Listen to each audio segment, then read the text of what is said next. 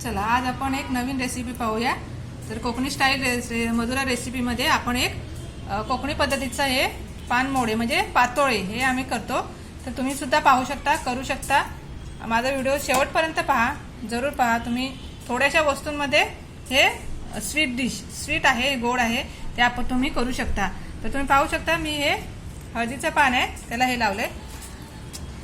हळदीची पाने ही अशी मी स्वच्छ धुवून घेतलेली आहेत। तुम्ही पाहू शकता ह्याच्यामध्ये मी एक छोटीशी काकडी घेतलेली आहे आणि थोडंसं गूळ घेतलेलं आहे। ते गूळ आणि काकडी हे पाण्यामध्ये थोडंसं बॉईल करून घेतलं आणि त्याच्यामध्ये मी तांदळाचं पीठ टाकलेलं आहे आणि ते तांदळाचं पीठ थोडंसं मी असं गरम करून घेतलेलं आहे त्या पाण्यामध्ये, गरम पाण्यामध्ये, आणि असं छानपैकी मी मळून घेतलेलं आहे। तुम्ही पाहू शकता जसं आपण मोदकाला करतो ना त्या प्रकारे मी हे पीठ मळून घेतलेलं आहे। तर मी हे आता कसं करायचं ते तुम्हाला दाखवते। तर एक मी हळदीचं पान घेते,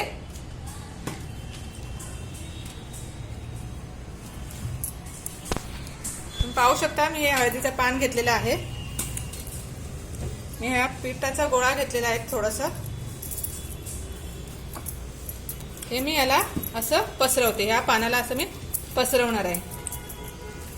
तुम्ही पाहू शकता। तुम्ही माझा व्हिडिओ नक्की शेवटपर्यंत पहा, शेअर पण करा, सबस्क्राईब करायला विसरू नका। सबस्क्राईब, लाईक पण करा माझ्या व्हिडिओला, तुम्हाला नक्की आवडेल। तुम्ही पाहू शकता हे मी असं थोडं स्प्रेड केलेलं आहे आणि हे पान असं दोन्ही साईडनी मी त्याच्यावरती लावलेलं आहे। तर या पानामुळे जे त्या पिठाला वास येतं ना, मस्त गोड आणि थोडंसं काकडीचा फ्लेवर वगैरे, त्याच्यामुळे तुम्ही खूप छान प्रकारे हे करून आपल्या मुलांना वगैरे खाऊ घालू शकता। बाहेरचं खाऊन आपल्याला खूप त्रास होतो, त्यामुळे हे आपल्या घरच्या घरी आणि थोड्याशा वस्तूंमध्ये आपण हे एक पदार्थ आज आपण करतो। तर हे कोकणी पद्धतीचे हे पदार्थ आहेत। तर तुम्ही पीठ, तांदळाचं पीठ आणि काकडी आणि गूळ या तीन पदार्थामध्ये हे वस्तूमध्ये हे तुम्ही पदार्थ करू शकतो। तर हे आपण आता नंतर स्टीम करून घ्यायचं आहे।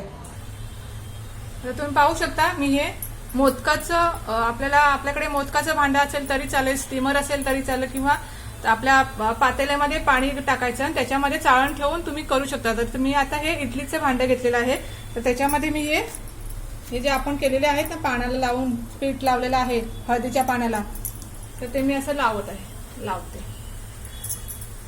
तुम्ही पाहू शकता, तुम्ही सुद्धा असे लावून ही रेसिपी तुम्ही घरच्या घरी करून मुलांना खाऊ घालू शकता। आता गणपतीचे दिवस आहेत, तर तुम्ही हे गोड रेसिपी बाप्पाच्या नावाने आपण घरी सुद्धा खाऊ शकतो। आपण छान लागते खायला, याच्यामुळे आपल्याला डायबिटीजचा ज्याला प्रॉब्लेम असेल तो सुद्धा माणूस हे खाऊ शकतो, कारण याच्यामध्ये गूळ वापरलेलं आहे, तांदळाचं पीठ वापरलेलं आहे, बाकी काहीच वापरलेलं नाहीये। तर ते खूप हेल्दी आहे आणि हळदीचं पान, हळद म्हटले की खूप आपल्याला गुणकारी आहे। तर मी हे असे लावलेले आहेत। तर आपल्याला हे 15 मिनिटं असेच थोडे स्टीम करायचे आहेत। गॅसचा फ्लेम वाढवायचा आहे आणि हे मी आता वरून झाकून ठेवते। हे पूर्ण झाकले गेले पाहिजेत आणि मस्त स्टीम झाले पाहिजेत। तर तुम्ही पाहू शकता हे अशा प्रकारे हे स्टीम झालेले आहेत। मस्त वास येतोय, हळदीचा वास येतोय छान मस्त। तुम्ही पाहू शकता आतपर्यंत शिजलेले आहेत आणि गोड असं मस्त हळदीचा वास येतोय। त्यामुळे अशी रेसिपी तुम्ही नक्की करून पहा। माझ्या व्हिडिओला लाईक, सबस्क्राईब करायला विसरू नका, शेअर सुद्धा करायला विसरू नका आणि माझी व्हिडिओ शेवटपर्यंत पहा, तुम्हाला खूप आवडेल। तुम्ही सुद्धा करून पहा आणि मला कमेंट्समध्ये सांगा की कशी झाली ते रेसिपी। थोड्याशा वस्तूंमध्ये आपण खूप छान प्रकारे असं स्वीट डिश करू शकतो आणि आपल्या शरीरासाठी खूप चांगलं आहे, हेल्दी आहे, ऑइली नाही आहे। त्यामुळे हे पदार्थ नक्की तुम्ही करून पहा। धन्यवाद।